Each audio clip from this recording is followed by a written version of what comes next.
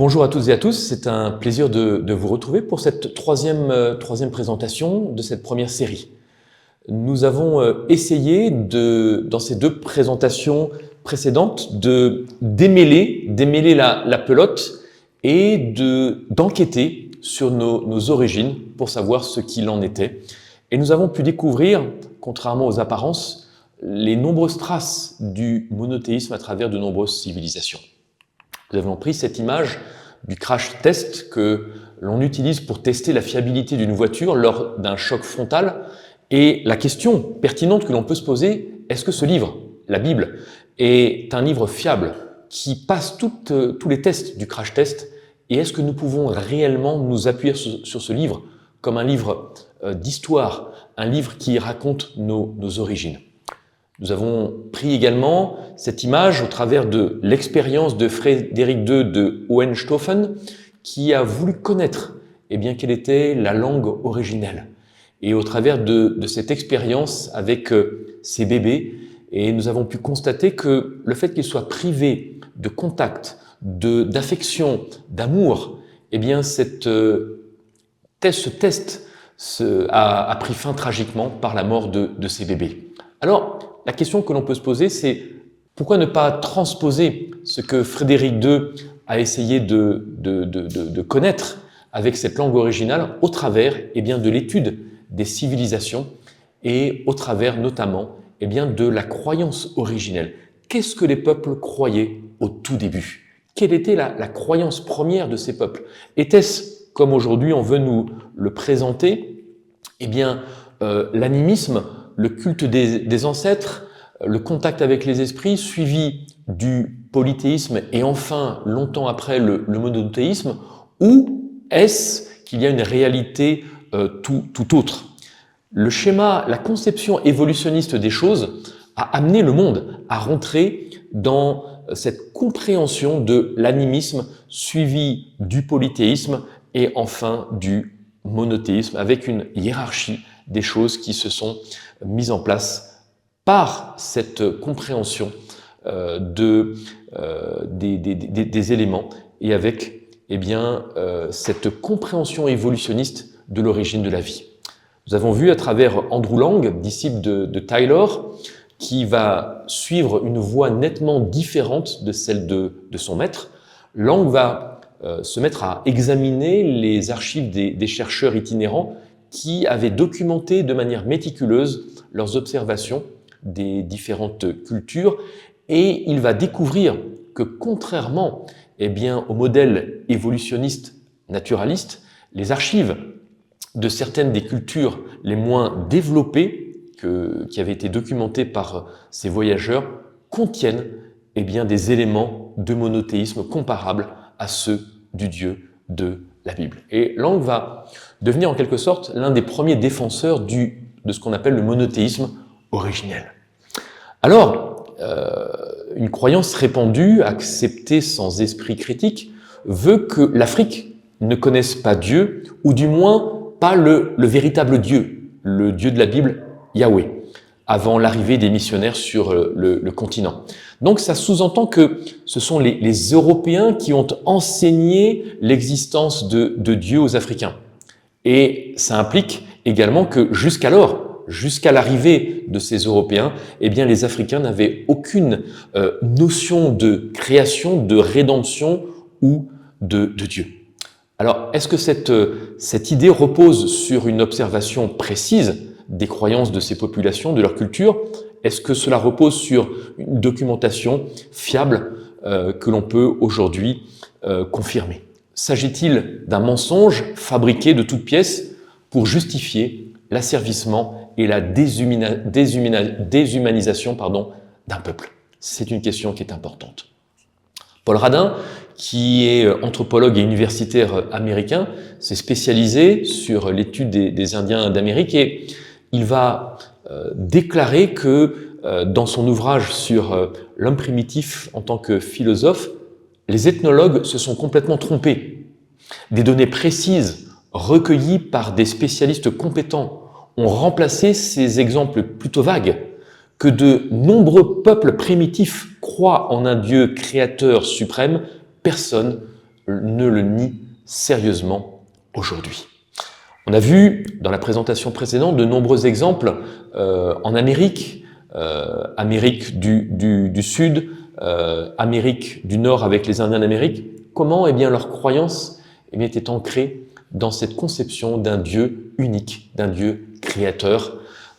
Et sur cette partie d'Amérique, on va y revenir avec d'autres exemples, il y a de nombreuses traces qui confirment que la Bible est fiable. On a vu à travers le témoignage de la spécialiste mondiale des pétroglyphes indiens, combien le récit des Indiens d'Amérique est complètement ancré dans la parole de Dieu et que ces récits confirment l'existence ou la conception qu'ils avaient d'une création en 6 jours, avec un jour mis à part, et également le fait qu'ils aient reçu 10 commandements avec, dans ces 10 commandements, un en particulier, avec également ce jour qui est mis à part. On a vu à travers l'étude de ce chercheur George Peter Murdoch, qui s'est consacré à ce que l'on appelle l'ethnologie comparée, il a mis au point une méthode rigoureuse qui faisait appel aux données de l'ensemble de ces peuples. Et sa synthèse va être intéressante parce qu'en 1967, il va publier un codage de 563 cultures passées et présentes avec donc de nombreuses variables, une dizaine de variables. Et donc la synthèse de ces travaux que nous avons ici est très intéressante parce que elle met en avant à travers 3 types de populations différentes. La première que l'on peut qualifier de groupe nomade, la seconde de ceux qui utilisent l'agriculture sur brûlis et d'un troisième type de population qui, eux, ont une forte dépendance à la collecte. Premier groupe, 36 peuples, deuxième, 144 et troisième, donc 120. Parmi ce premier groupe, il est très intéressant de relever que 42% ont une croyance en un Dieu suprême actif et 22% en un Dieu suprême inactif. Ce qui veut dire que 64% de ce premier groupe ont une croyance en un Dieu suprême. Donc, ce qui veut dire que c'est plus de la majorité. Dans le deuxième groupe, 23% ont une croyance en un Dieu suprême actif et 44% en un Dieu suprême inactif. Donc, ce qui veut dire que 67% ont une notion claire et nette d'un Dieu suprême. Et le troisième groupe, ceux qui ont une forte dépendance à la collecte, donc 16% croient en un Dieu suprême actif et 27% en un Dieu suprême inactif. Donc, ce n'est pas forcément l'image que l'on a. Donc, les codes sont très intéressants et montrent qu'à travers ces 3 types de populations, on a une forte majorité qui croit en un Dieu suprême, actif ou inactif, et on va voir pourquoi certains ont gardé cette notion d'un Dieu suprême actif et d'autres ont perdu cette conception-là. Alors j'aimerais commencer avec cette tribu, ce peuple que je trouve qui me fascine énormément, la tribu San. Et donc les San sont un ensemble de peuples autochtones d'Afrique centrale. Le terme San tend à remplacer donc un terme qui est peut-être plus utilisé aujourd'hui, les Bushmen, et qui a été utilisé durant la période de la colonisation. Et donc les Bushmen, ce sont les plus anciens habitants de l'Afrique australe. Et les Kung sont des San qui vivent dans le fameux désert du Kalahari. Ils parlent avec la langue et ils ont une manière de s'exprimer qui est très particulière, très intéressante. Et donc ils sont localisés sur le désert de Namibie, Botswana et Angola. Alors, ce peuple qui est le plus ancien de l'Afrique australe, quelles sont ses croyances? On va rentrer maintenant dans le vif du sujet. Vous avez cet ouvrage en allemand de cet auteur, M.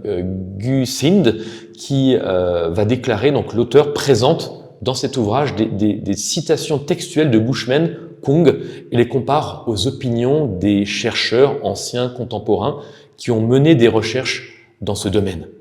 Et en éliminant les croyances religieuses qui ont été introduites ultérieurement, il va mettre en avant, il va révéler l'essence du monde spirituel des Kung, la croyance en un être suprême, unique, Uguwa.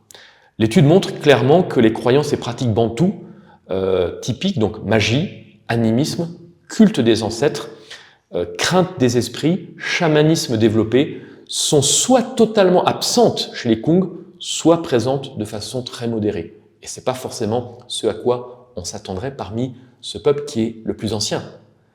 Donc, c'est un premier élément intéressant. On continue. Le culte des Kung est centré sur la divinité omnipotente Ugawa. Cet être suprême est une personnalité spirituelle et absolument indépendante, sans image, sans représentation, ni mythe à son sujet. On pense qu'il vit au-dessus des nuages, qu'il n'a ni épouse, ni enfant, ni parents. Il n'a pas non plus de dieu ou d'esprit subsidiaire qui servent d'intermédiaire entre lui et les hommes. Il est seul à commander l'univers. Il sait tout, il prévoit chaque événement, mais il est également le créateur de toutes choses. Il crée lui-même les âmes humaines, également appelées Igawa, mais ce terme n'est pas employé ici comme un nom propre. Et lorsque ce Dieu unique rappelle les êtres humains à lui, les personnes meurent, et Uguwa, lui, est immortel. Et donc, cet être suprême qui est décrit par ce peuple agit selon sa seule volonté. Nul ne peut s'opposer à ses décisions qui sont inébranlables. Il n'est soumis à aucun besoin humain de nourriture, de boisson ou de sommeil et ne présente aucune des faiblesses humaines telles que la malice, l'excitation ou la vengeance. Et les Bushmen s'efforcent de suivre son exemple et les comportements asociaux et criminels sont ainsi réprimés.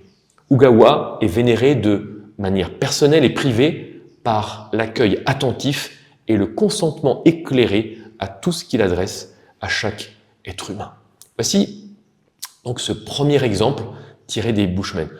On continue, nous allons en Afrique de l'Ouest et vous avez cet auteur Richard Edward Dennett qui est l'auteur d'un certain nombre d'ouvrages qui ont influencé la recherche à la fois de la sociologie et de l'anthropologie sur les cultures de l'Afrique centrale et de l'Afrique de l'Ouest.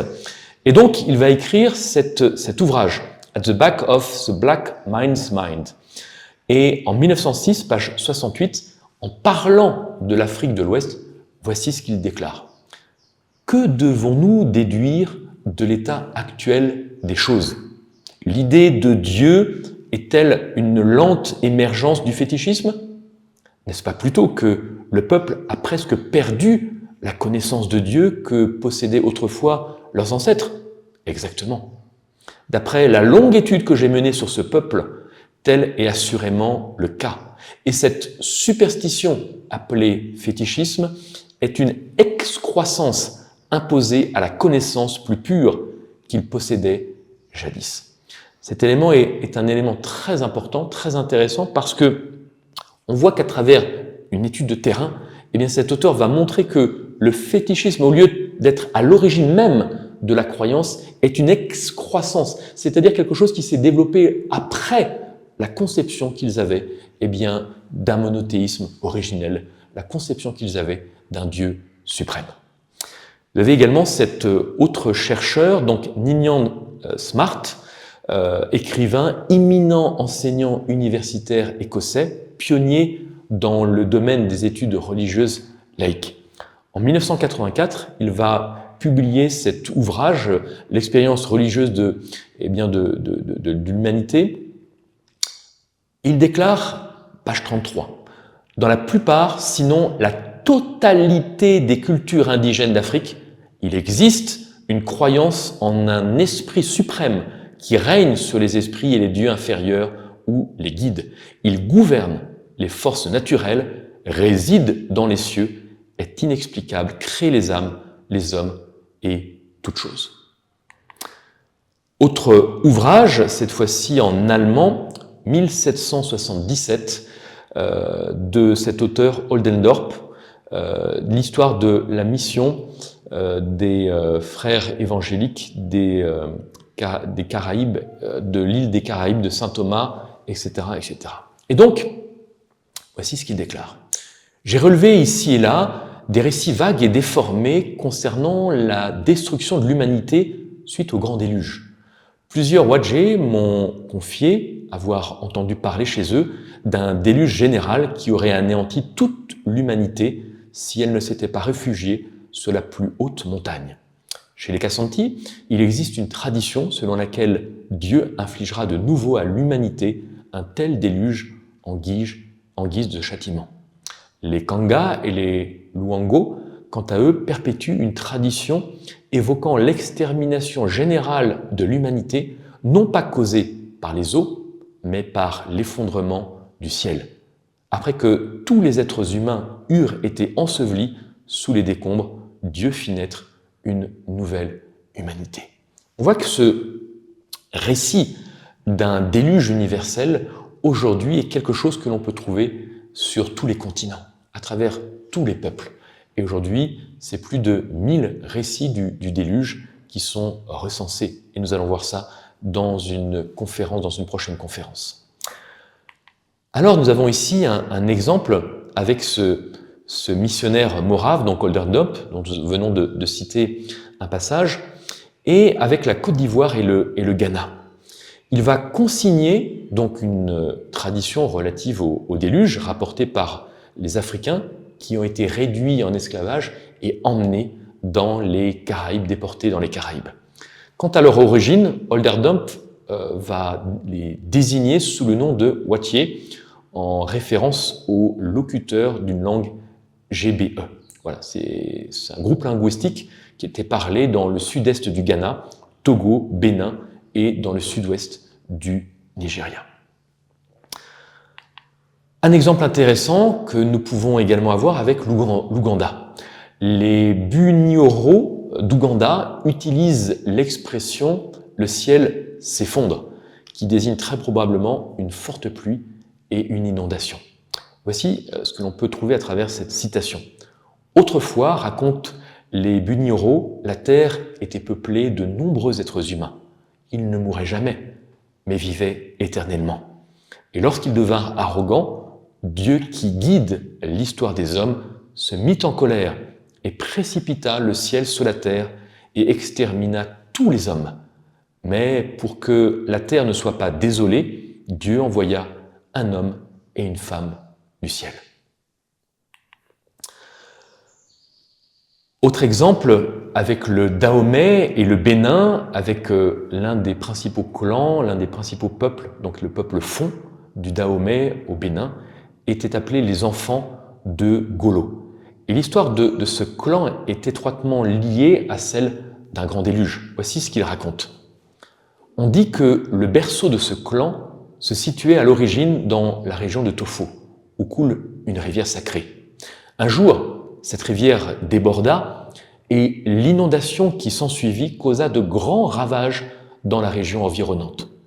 Lorsque les eaux se retirèrent, un homme et une femme restèrent dans le lit de la rivière et c'est de leur union que les membres de ce clan se réclament descendants.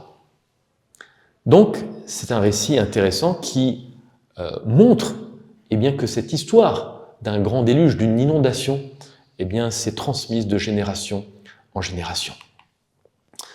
Au Bénin et au Togo, un autre exemple qui nous est parvenu lorsque les Portugais vont atteindre le Bénin et le Togo à la fin du XVe siècle. Ils vont rencontrer les Hadja, qui sont les ancêtres du futur empire du Dahomey et du peuple Fon. Et les premiers voyageurs européens vont être impressionnés par la civilisation, par les infrastructures des Hadja et certains de leurs voisins. Il ne semble pas qu'une tradition explicite du déluge ait subsisté chez les Hadja jusqu'à nos jours, mais nous observons plusieurs parallèles importants avec la Genèse. Et l'un des premiers parallèles qui est très intéressant, c'est l'histoire de Caïn et Abel, et qui trouve un écho chez Sogbo et Sagbata, deux Hadja. On raconte que la créatrice, après avoir créé le monde, cessa ses activités et confia le gouvernement du monde à ses enfants, Sagbata et Sogbo, et les deux se querellèrent. Alors que Caïn et Abel sont des hommes, Sogbo et Sagbata sont des frères divins. Donc on a cette trace de ce conflit qui va opposer ces deux frères et qui va les amener à se quereller.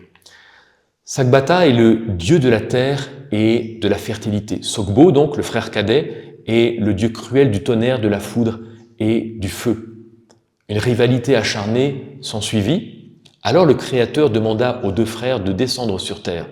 Seul Sagbata s'y rendit, tandis que Sogbo refusa et resta au ciel.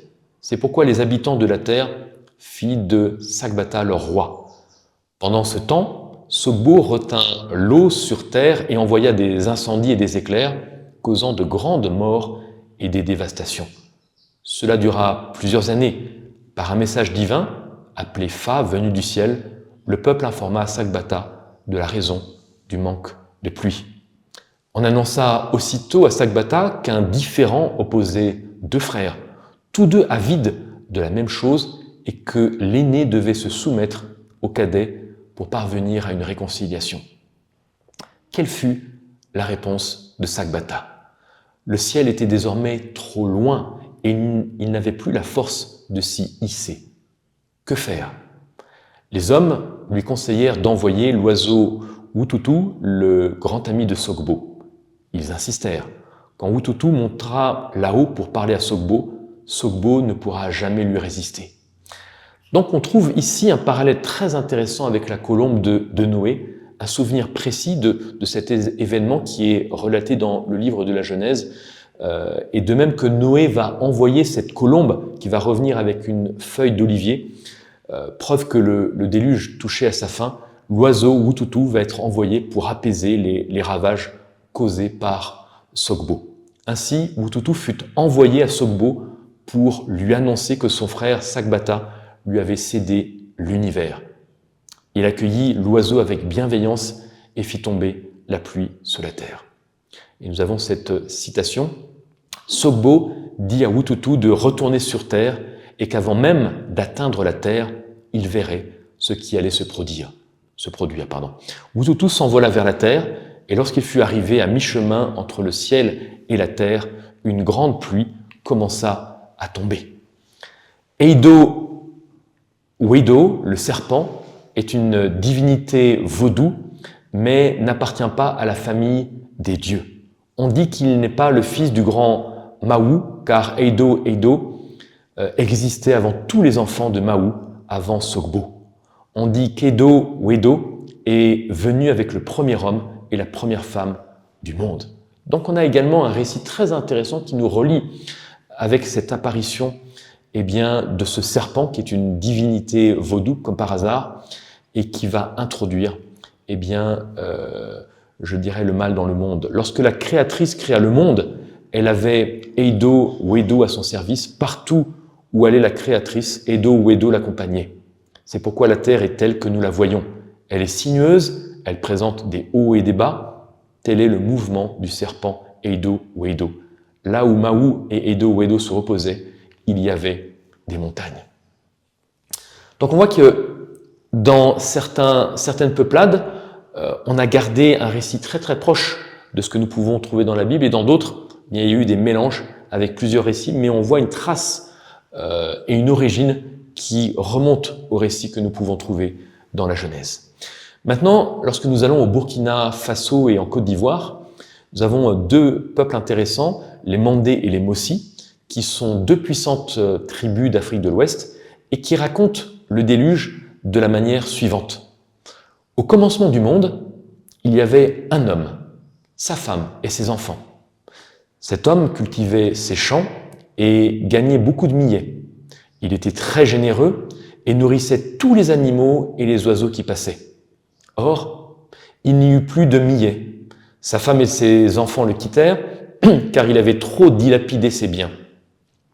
Sa sœur, cependant, ne voulut pas le quitter et resta auprès de lui. Quelque temps plus tard, le ciel lui apparut comme un étranger. L'homme lui offrit à manger et de l'hydromel. Le ciel lui donna 3 poignées de farine de millet qu'il mit dans un panier. Cette farine miraculeuse ne se consommait pas lorsqu'il le désirait. Il continua donc à semer sans relâche et la farine ne se consuma pas mais la récolte fut abondante. Là où il avait semé, il trouva de grandes calebasses remplies de toutes sortes de richesses et de provisions, ainsi qu'une belle femme. Puis, il alla trouver le ciel et le remercia. Le ciel dit, « Tu m'as fait du bien, c'est pourquoi je t'ai récompensé. Maintenant pars avec tout ce que tu possèdes, car je vais détruire tout ce qui reste ici, tous les méchants, y compris ta femme et tes enfants. » L'homme partit, et 8 jours plus tard, le ciel envoya des pluies torrentielles qui durèrent 6 mois sans relâche. Toutes les huttes furent détruites et tous les habitants se noyèrent. Cependant, l'homme généreux et sa nouvelle famille prospérèrent et s'établirent partout. Ceux qui vivent aujourd'hui sont ses descendants. Lorsque nous allons au Nigeria, il y a ce peuple bien connu des Yoruba du sud-ouest du Nigeria. Voici ce qu'ils racontent. Après s'être installé à Odo, Ifa se lassa de la vie terrestre et alla donc demeurer dans le firmament avec Obatala. Après son départ, l'humanité, privée de son assistant, fut incapable d'interpréter correctement les désirs des dieux, dont la plupart furent irrités. Olokun, le plus furieux, dans un accès de rage, anéantit presque tous les habitants de la terre lors d'un grand déluge. Seuls quelques-uns furent sauvés par Obatala, qui les amena au ciel au moyen d'une longue chaîne de fer. Après ce déchaînement de colère, Olokun se retira de nouveau dans ses domaines, mais la terre n'était plus que boue, totalement inhabitable, jusqu'à ce qu'Ifa descende du ciel et de concert avec Ododoua la rende à nouveau habitable. Donc on retrouve encore cette notion de ce grand déluge qui s'est transmise jusqu'à aujourd'hui. Maintenant, il y a un peuple que l'on peut trouver entre la Côte d'Ivoire et le Ghana, les Baloués, qui sont une ethnie nombreuse dans ces deux pays. Et vous avez donc un anthropologue allemand, Hermann Baumann, qui a cité une tradition de ce peuple qui est liée au déluge. Selon la tradition des Baoulés, un homme fut sauvé d'un déluge. Il eut un fils, une fille, qui, ne trouvant personne d'autre à épouser, se marièrent entre eux et repeuplèrent ainsi le monde. Je vais m'arrêter un instant sur un peuple très intéressant, passionnant, les Ashanti, qui vivent dans le centre-sud du Ghana. On peut en trouver certains en Côte d'Ivoire qui perpétuent une tradition du déluge recueillie dans les années 1890 par cet auteur Edmond Pérego. Et voici ce que nous pouvons trouver donc dans cet ouvrage. Au temps où le ciel et la terre existaient, mais où aucun homme n'était encore apparu, une grande pluie s'abattit un jour. Lorsqu'elle cessa, une immense et longue chaîne tomba du ciel sur la terre. On retrouve la même mention que le peuple précédent. 7 hommes descendirent sur cette chaîne créée par Dieu et ainsi descendirent sur terre. Ils apportèrent le feu et l'allumèrent pour cuire leurs aliments. Des années plus tard, lorsque leur descendance se multiplia sous une nouvelle et abondante pluie, ils retournèrent au ciel sur une chaîne. Ce qui est très intéressant, c'est que les Ashanti conservent également le souvenir de la tour de Babel, comme le relate Pérego dans son livre, donc à la page 200. La légende suivante évoque la tour de Babel. Les hommes, mécontents que Dieu les ait abandonnés, décidèrent de partir à sa recherche. Ils rassemblèrent tous les pilons de foufou qu'ils purent trouver et les empilèrent les uns sur les autres. Ils étaient déjà parvenus à une hauteur vertigineuse, presque au ciel, lorsque les pilons vinrent à manquer. Que faire ? Allons consulter la vieille femme. Ils allèrent délibérer, et un homme se leva et dit « C'est très simple, prenez le pilon qui est en bas et remontez-le, et nous continuerons ainsi pour atteindre Dieu. » La proposition fut acceptée, et la tour s'écroula. Une autre version de la légende raconte que ce sont les termites qui, en rongeant le pilon par le bas, provoquèrent l'effondrement de la tour. Ainsi, les hommes ne parvinrent pas à atteindre Dieu. Mais les choses ne s'arrêtent pas là, parce que ce peuple a quelque chose de particulier au niveau de sa croyance. Onyame, aussi ces différents noms que vous avez à l'écran, Odoman Koma, ces noms donc qualifient le Dieu suprême du peuple Akan du Ghana, plus communément appelé sous le nom de Nyame. Nyame, c'est pour ce peuple-là le Dieu créateur, omniscient, omnipotent. La décision finale appartient à Dieu et non aux humains. Et vous avez ici ce symbole Guié Nyame qui a été traduit par « sauf Dieu, le Seigneur ». Ce symbole affirme que les décisions finales concernant toutes les questions qui sont relatives à la vie, à l'existence, n'appartiennent qu'à Dieu seul et non aux êtres humains, à Dieu et à Dieu seul. Donc, dans cette perspective, ce symbole Guié Nyame représente la souveraineté et la suprématie de Dieu pour le peuple Akan. Il est intéressant de noter que depuis l'Antiquité jusqu'à nos jours, sans référence biblique, le peuple Akan appelle le Dieu créateur Onyame Kwame, ce qui signifie le Dieu du samedi, affirmant que le samedi était le jour où Dieu se reposait après avoir achevé son œuvre de création en 6 jours. Intéressant, parce que nous avons vu dans la présentation précédente que des tribus indiennes aux États-Unis partagent exactement la même conception. Le plus intéressant, c'est que le samedi, connu dans la culture Akan comme le jour de Dieu, s'appelle Memeneda, se traduit littéralement par le jour de celui qui suit, le jour du grand je suis. Par conséquent, Yahvé chez les Hébreux et Yamé dans la tradition Akan sont un et même être dont le jour commémoratif de la création est le samedi.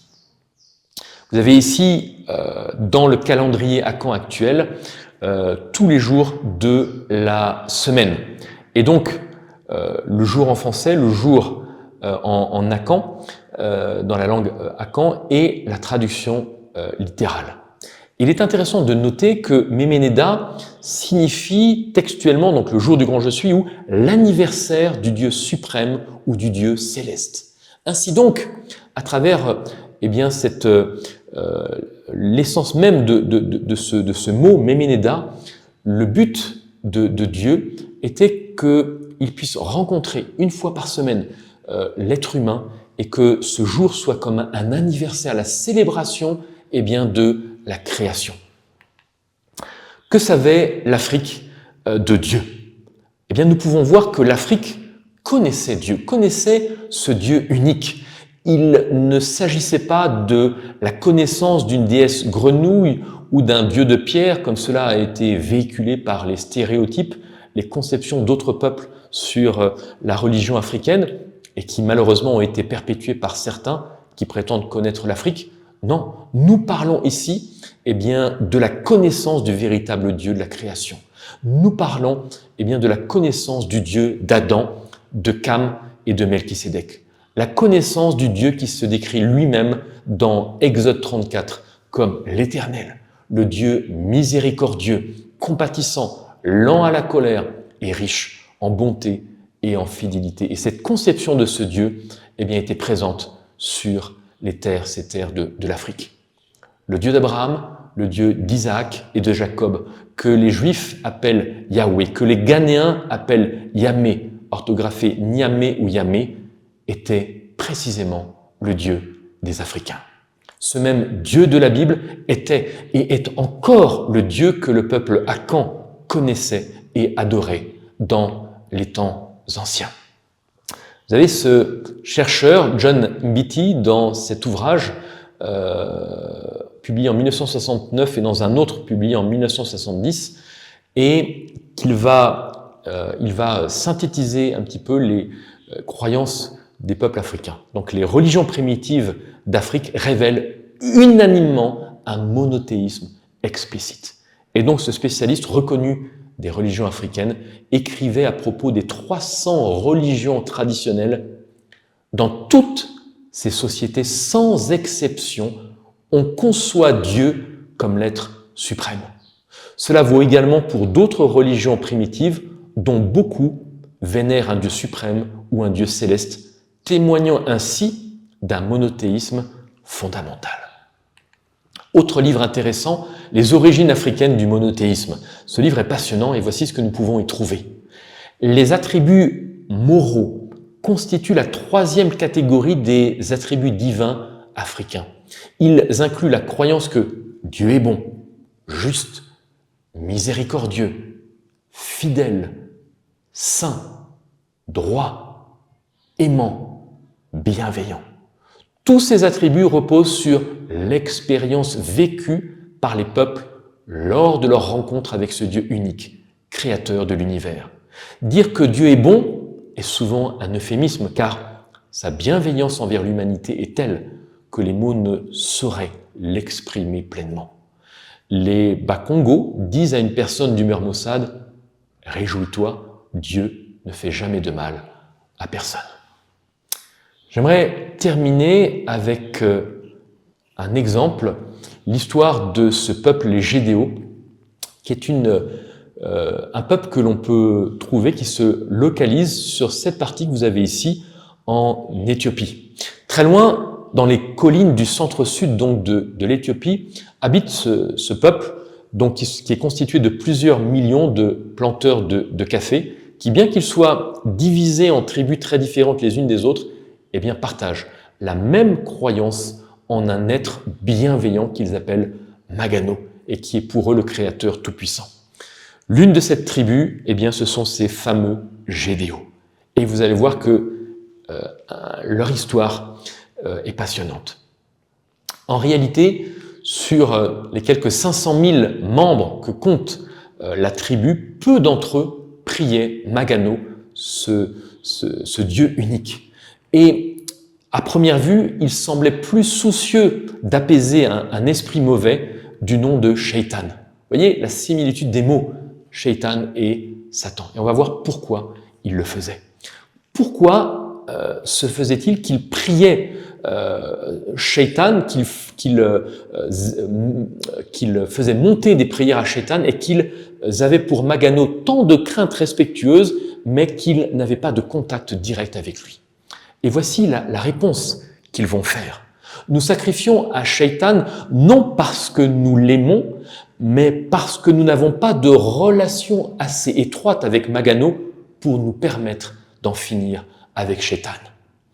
Mais il va y en avoir un parmi cette tribu des Gédéons qui va rechercher une réponse personnelle de Magano, qui va essayer de comprendre pourquoi eh bien, il en est ainsi. Et est-ce qu'il est possible de rétablir ce contact avec Magano, ce Dieu unique? Cet homme s'appelait Waraza Wenge. Il appartenait à la famille royale de la tribu. Il va faire une prière demandant à Magano de se révéler au peuple Gédéo. Et la réponse ne va pas se faire attendre. Des visions surprenantes vont s'emparer violemment de son esprit. Il va voir deux inconnus à peau blanche, puis une voix va se faire entendre. Ces hommes t'apporteront un message de Magano, le Dieu que tu cherches. Attends-les. Et la vision va se terminer ainsi. Il va attendre 8 ans. Et au cours de ces 8 années, certains parmi ce peuple vont prophétiser que des étrangers vont bientôt arriver avec un message direct que Magano eh bien, veut leur donner. 8 ans plus tard, en 1948, un Canadien et son compagnon Glenn Kane vont apparaître soudainement à l'horizon dans une vieille voiture toute bosselée et cahotante. Quelle image le monde a-t-il de Dieu, chers amis? Ce peuple avait perdu la connexion. Ils avaient gardé cette conception d'un Dieu suprême, mais ils avaient perdu la connexion avec ce Dieu et ils sacrifiaient à Shaitan parce qu'ils ne savaient plus comment retrouver la connexion. Et parce qu'un homme de cette tribu a fait cette prière à Magano en disant « Mais est-il possible que Magano puisse répondre ?» Magano va répondre. 8 années vont être nécessaires pour attendre. Des songes vont être envoyés pour qu'il puisse comprendre que Magano ne les a pas abandonnés, que Magano ne demande qu'une chose, c'est de répondre si on s'adresse à lui. Chers amis, je ne sais pas où vous en êtes dans votre parcours. Peut-être que vous vous êtes tourné vers les dieux de ce monde, ne sachant pas comment renouer le contact avec Magano, avec ce Dieu unique. La parole de Dieu, nous donne toutes les pistes, tous les éléments pour renouer le contact avec ce Dieu unique qui ne demande qu'à se révéler.